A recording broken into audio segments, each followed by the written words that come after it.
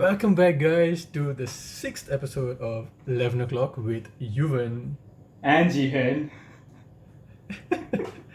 Guys. Hi guys. How are you, Yuvern? How are you doing? I'm good. I mean, as you know, our days are getting busier, trying to work on the podcast, coming up with ideas and future plans for it. Oh my god. But how's your day, Jihan? And wow, that's a nice shirt. Whoa. Wait, is it, what color is it though? Totally not planned whatsoever, guys.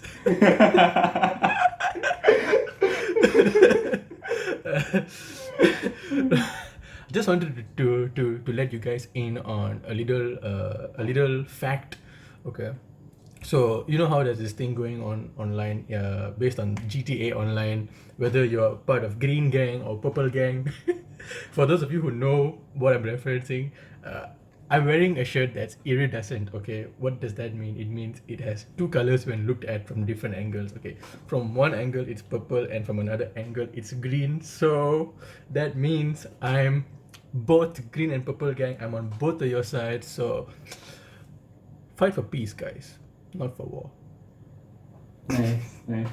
I mean, clearly I've dressed for the Green Gang, though I'm not sure what the reference is about. I must update myself on meme culture. I'm so backdated. Hey, if you look close enough on Yuvan's shirt, it almost looks like there's green and purple lines on it. Almost. Almost. We'll work that out in the edits, Try to add some purple tints to it. my Guys, God. today we wanted to talk to you about pets, Yeah. specifically our pets. Yeah, exactly. We were thinking about what we were going to do, and we wanted to introduce you guys to our pets and like sort of give you an insight on anything in general actually. The pets we have, and then we'll sort of try to lead that into however this conversation goes. Cool. So So Yuvan, do you have any pets? I do. I actually have a dog. So here's the thing about me. From the time that I was a kid, I've always been a dog person. I've always grown up with dogs. My dad's a dog person, so there's always been a dog at home. From the time that I couldn't, when I was too young to take care of one, and when I grew up to started taking care of one, I had dogs all my life. And I had a boxer, I had a Labrador Retriever, and now I have a Poodle Terrier, and his name is Max. You can check him out on my Instagram at Yuvern Syndrome. And here's the thing, I got Max. This year would make 10 years. I got Max like a decade ago. And Max came to me when he was 4 years old, which makes Max 14 years old this year. He's an old boy, and he's adopted. He's adopted from SPCA. Appa's close friends with one of the volunteers there, and they actually got us in touch when they found Max. And so Appa decided to go behind Amma's back and spoke to me and was like, okay, we're going to bring a dog home. And my mom was sort of done with dogs when my previous dog passed away. But we sort of planned the whole day, brought him back home in the evening. And it took Amma like 3 weeks to get used to Max and finally accept Max into the family. And he's been with us ever since, for a decade now. He's the goodest, greatest boy, my bestest friend. Sorry, Jay, no offense. None taken. Yeah, so that's Max, He's the smartest dog. He's the smartest dog I know. He's the smartest dog I ever had. We never had to train him, and he came sort of like preset with tricks and everything. Like he already knew how to sit, how to roll over, and everything. Like we didn't need to do much. He came with all the APK files. Yeah. I didn't need to install a mod or anything. It was just all registered and everything. But yeah, so that's Max. Gian, what about you? Wait. How long have you had him for? For a decade. From 10 years, 2010. 10. Yeah, 10 years. Oh wow. Okay, that's insane. Yeah. That's actually insane. Okay, so while Yuvan is a canine person, ever since I was young, I've always been I've always liked dogs. I've never thought of getting any other pet. We've had fish at home for the longest time. We have a pond, and we even have a bunch of aquariums at the back. But I've always wanted a dog, and Amma never liked the idea, so we never got a dog because of that. But when I moved to Taylor's, when I moved to Subang Jaya Taylor's, and I was living in DK Senza with my friends Bianca and Kavya, who was my ex at the time, who was my girlfriend at the time. We had a pet cat called Lola. How so? The story of how we got Lola. uh, it's a nice story. It's a nice story. So, Kavya and I were walking home one day, and we get a call from Bianca, and Bianca calls and tells us, "Hey, I have a surprise for you guys." And we were like, "No, no, what did she do? What did she do? What did she get?" And we get home and we see this little white little kitten sleeping on her bed, like this tiny white little kitten. Oh my god, the cutest, most adorable thing in the universe. And Bianca tells us that she found Lola in the school in Taylor's, apparently being attacked or being chased by some dogs. And so Bianca brought her home and fed her a little bit. And over time, we took care of her. We cleaned her up. We fed her. Got her shots and everything. And she lived with us. She lived with us in our apartment. And for a whole year, Lola was with us. And what we didn't know at the time was that Lola was pregnant. And I think after a month after we got her, after we found her, she went into labor and gave birth to 6 kittens. Two of them unfortunately passed away, but we managed to find families for the remaining 4 of them. So we found families for them. The first one and the last one, the eldest and the youngest, that we call James and Lily. They went away together, just coincidentally and beautifully, because he was very protective of the youngest one. And yeah, so then now Lola is living with Bianca in Sri Lanka. So Bianca had to go through the process of getting Lola through the flight, getting her. I don't know what exactly she needed, some kind of a passport, I think, in their own in the pet world. Yeah. All the work, the hard work was done by Bianca in an effort to bring Lola back to her home. And now Lola is in Bianca's house, living with her, and she has a nice garden to run around and play with. She was a bit restricted while living in our apartment, but now she has a nice space, backyard to run around, chase the birds and everything. And it's so nice. Sometimes Bianca sends me videos, and it's so nice to see Lola just happy. And shout out to Bianca and Kavya. I miss you guys, and to Lola, I miss you too. Yeah, it's crazy. That's the story. How a cat who was just who could have had its fate turned around, for the worst, but having Kavya found her and bringing her back home, giving her a home. She has a family, she has all of y'all, and all of a sudden, when I first found out, that Lola was going to Sri Lanka to live with Bianca, I was amazed, like, what? This whole cat is going international. Now Lola is a resident, is a Sri Lankan resident, living there happily, exploring the forest and everything. Lola has an Instagram page. We'll link it in the description. You can go and check her out. She's a beautiful cat. She has blue eyes. Her eyes, you can get lost in them, honestly. There's a picture that Jihan took. I believe it's on the Instagram page. That if you look close enough, it's almost looking into the galaxy. It's like looking into a galaxy. Oh my God. It's beautiful. It's beautiful.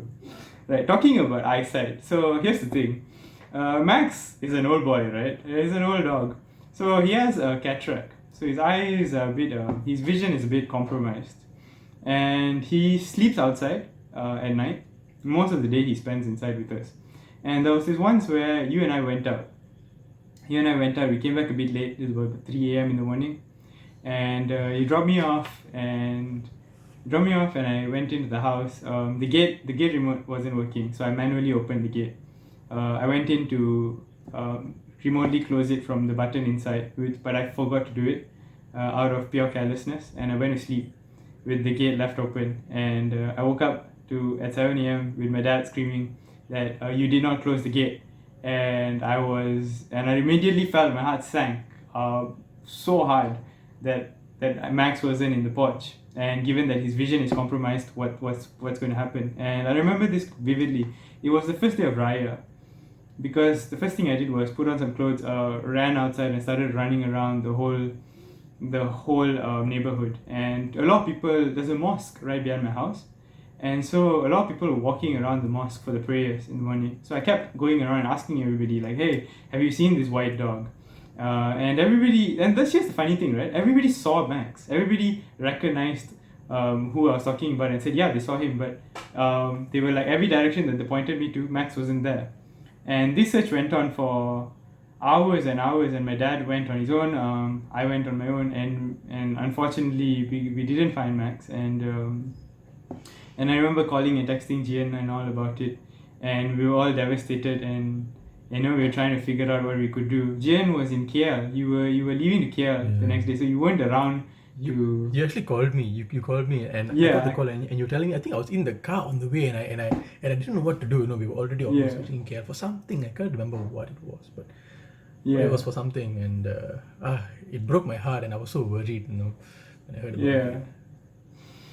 So that was the thing, and we really couldn't find him anywhere. I looked around for hours. It was like from 7-8 a.m. in the morning till like 3-4 p.m. Nothing, like no sign of him at all.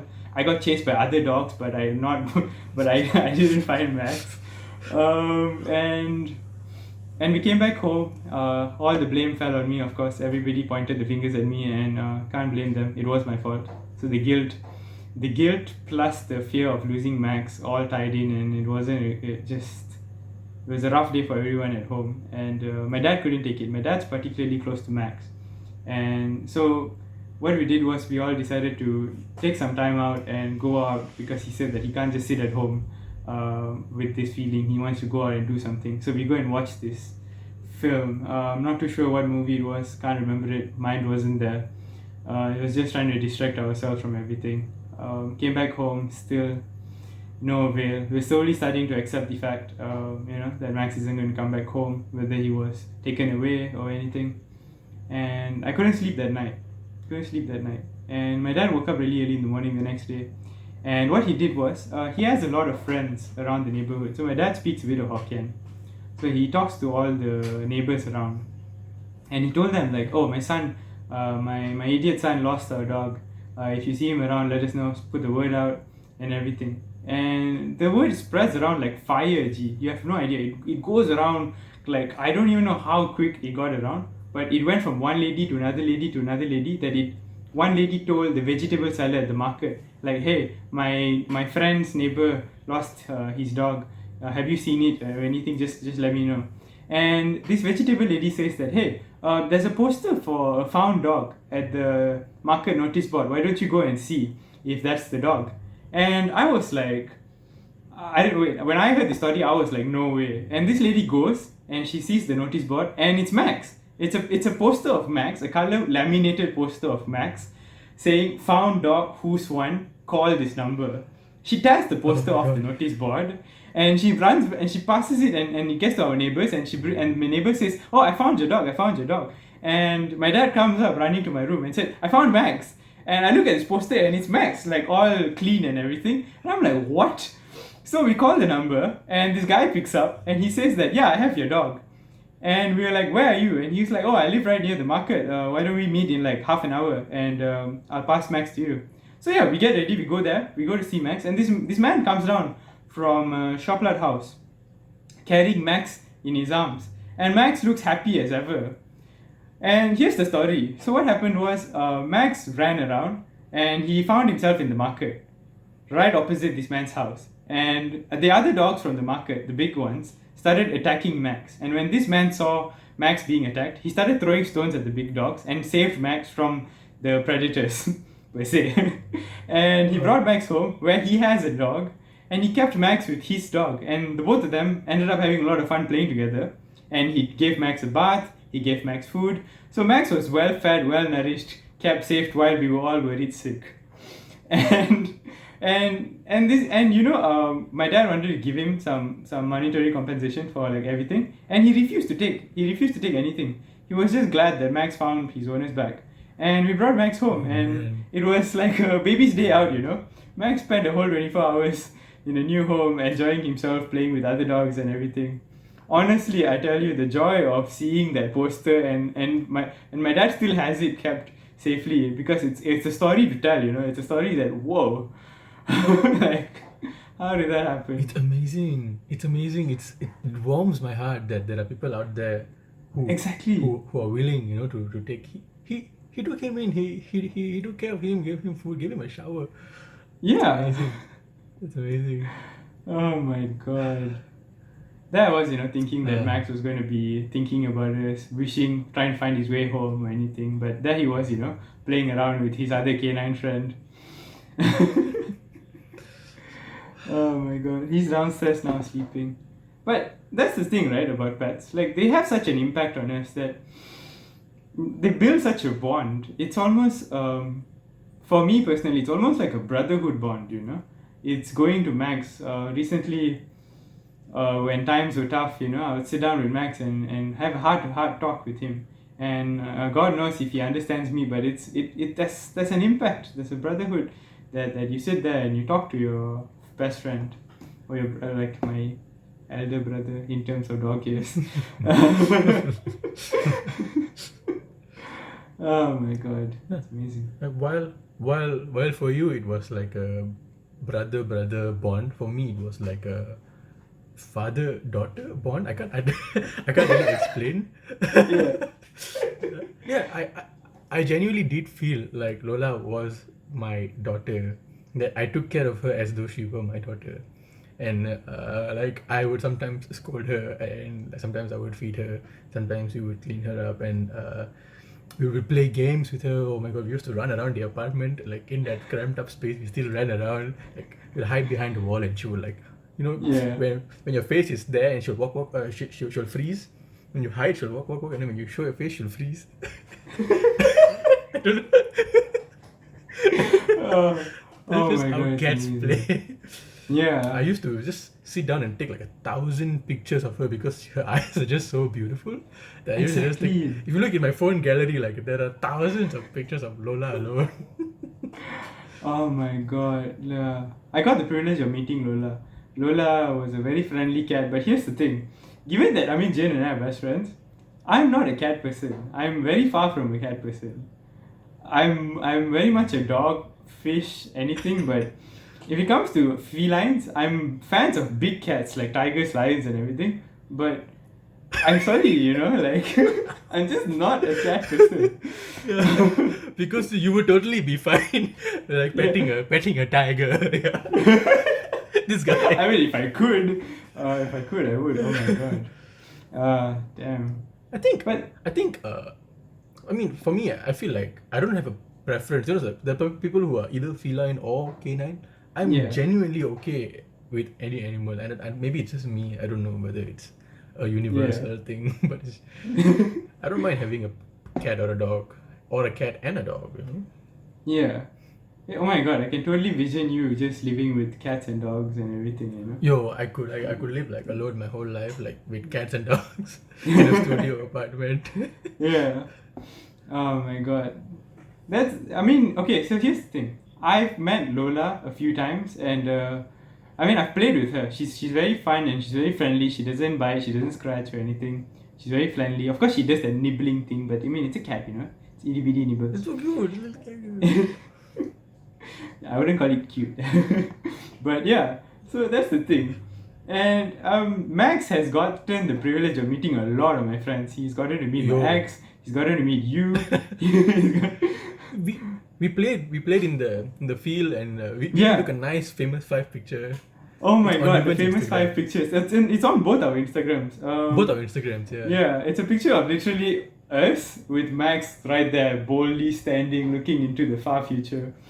It's Looking amazing. magnificent AF, like Yeah. Aslan vibes. Aslan vibes. Max is a white lion, guys.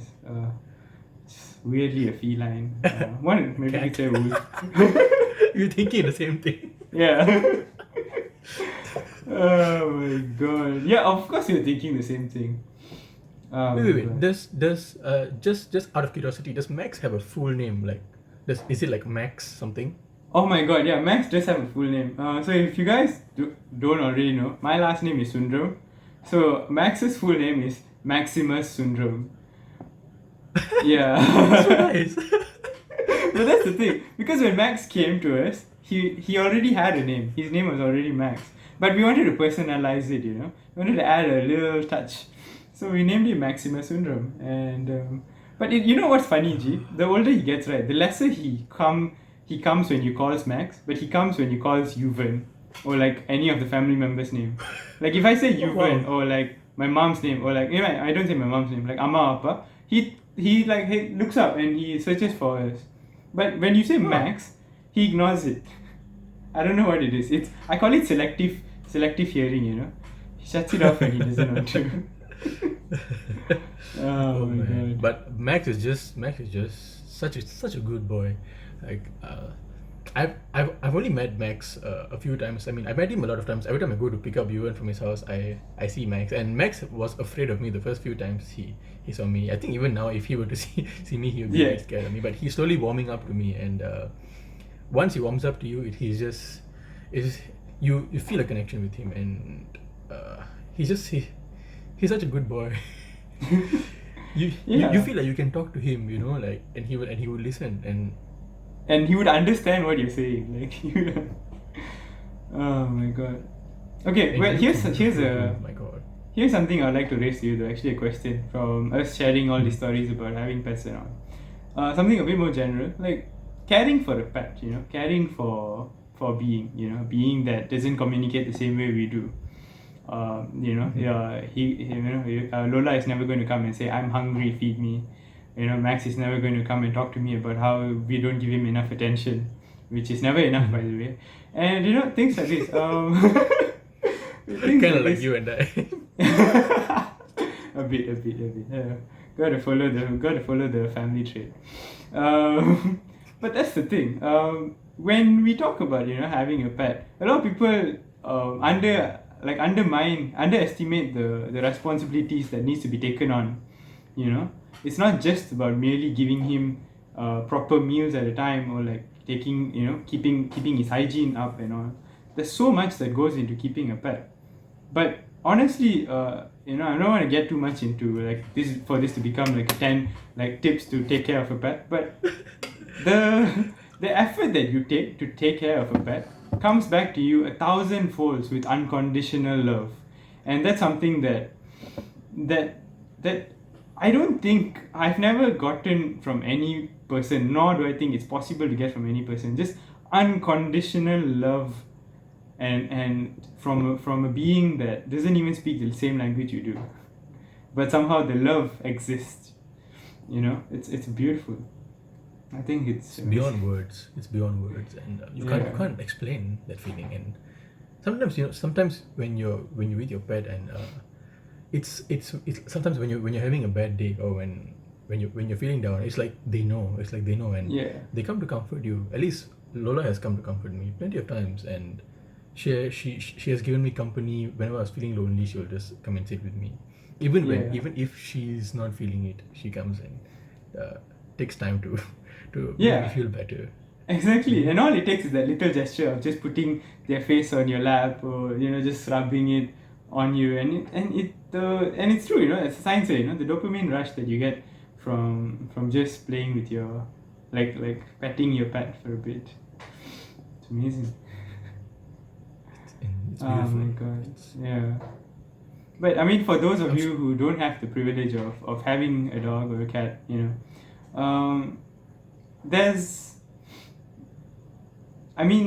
there are pets that you can keep. I know Asha keeps a hamster. The hamster's name has changed so many times that I don't even know how to refer it to anymore. But like, I'm gonna remember. I've seen her hamsters. Yeah, so we do streaks, and Asha sends like streaks announcing that so the hamsters' names have changed from this to this to this to this. But I remember Peaches. At one point, I think the hamster's name was Peaches, and Peaches is this fat chubby hamster. And cute. Yeah, and so that's the thing, if you don't have a pet, if your parents don't let you have a pet, there are a lot of means of like feeling that love. There are a lot of pet cafes nowadays that are booming. There's so many ways. If you have a friend who has a pet, just plan a visit. Just go see them, sit with their cat or dog, or if they have a lizard, snake. I'll never understand that culture. It's all preference lah. Like Yeah. what you feel like keeping. Like, I know friends who have snakes. I know friends who have spiders and all kinds of pets. Yeah. It depends on what kind of energy you're giving out, what kind of energy you attract. Yeah. Oh my god. But I was- reptiles. Reptiles. I mean, I just don't know. Lah. I what, don't know.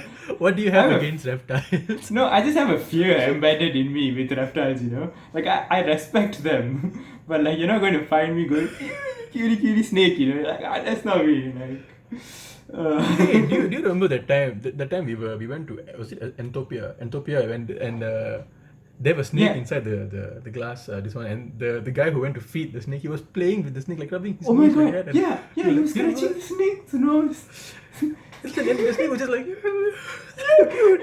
It was like he's like putting his tongue out and like licking him and all. It was like, I saw it and I was like, what even, But I guess, yeah, a it's a new preference thing. perspective. Yeah. It's almost, like, but I guess all animals have feelings. We're both animal lovers. Jen and I are like one with nature, I suppose. You could leave us with with a bicycle and okay, wait, maybe not a bicycle, but I mean, like, we're such nature people that in Penang, sorry, I'm making a blank here, right? So Penang's and like, yeah. when I sorry to interrupt you, but when just across my house, just opposite my house, there's this kennel, and there's a small pathway on the other side. There's a forest that a lot of the trees are being cut down, and every day cows walk by. Okay, so many cows walk by, and for those of you who know me in person or who have met me in person, you know that I do this thing where I moo at the cows, and plenty of time the cows have mooed back at me. Okay, like Yeah. they turn and look at me, and they're like, I'm like moo, and they're like moo. Wait. Let's be honest here. You don't say moo. Like, describe the sound you make. It's not a moo. I can't do that on camera. I will do it on my OnlyFans. Please. Oh my subscribe to god. my No, OnlyFans. okay, come on, Jen. I'm sure you can make a cow sound. It's not that bad. It's not that. The day you sing for us on camera on this podcast is the day I'll make my cow sound in this podcast. Okay, fine. All right. So, but yeah, okay, wait. I'm back with my thoughts. So that's the thing, Jen and I are very much nature people, and we love making trips to waterfalls. We love making trips to national parks. Just hiking, trekking, cycling through jungle tracks. Was what I was looking to say, and we love doing it. Penang has a national park. We've been there a couple of times, and we always plan on completing the trek and everything. And we will do it as soon as all of this this MCO settles and everything. And that's the thing. It gives us a bond with nature that I find, to put it into words, let's just say that us humans, it gets tiring interacting with humans sometimes, because there's so much of expectations from relationships and from friendships and everything, that sometimes just speaking to an animal that doesn't get what you're saying, or like just being in touch with nature, puts things in perspective, that we are also nothing but animals to them. We are nothing but creatures that live on this earth, and that grounds us and humbles us, to respect the nature. Who are we to take full use of Earth's resources, if you're not respecting them, adding to the pollution and everything. I think we should never take nature for granted. I think one of the things that I learned, or one of the things that I experienced was, I live in a place where there's a small forest, and there are trees around, and there are birds and cats and dogs walking around. And when I moved to Canada the first time, all of that just vanished, and I suddenly felt that absence. I wake up in the morning and I don't hear birds chirping, and I'm like, what? That feels weird, And it was then that I realized. Now I wake up specifically. I wake up at a specific time just to hear the birds waking up in the morning, and it's beautiful, absolutely beautiful. You don't hear anything except for at one given time. I can probably hear 6 different types of birds chirping, and it's such a beautiful feeling. I don't know how to explain. Oh my it's a god. beautiful feeling. Yeah, honestly, that's the thing. In Jihan's neighborhood, sometimes we stay up very late till like till it's like almost 6 7 a.m. in the morning, and we'll hear the birds chirping over the video call, and me and my friends will be like, the birds are loud, they are not quiet when they wake up.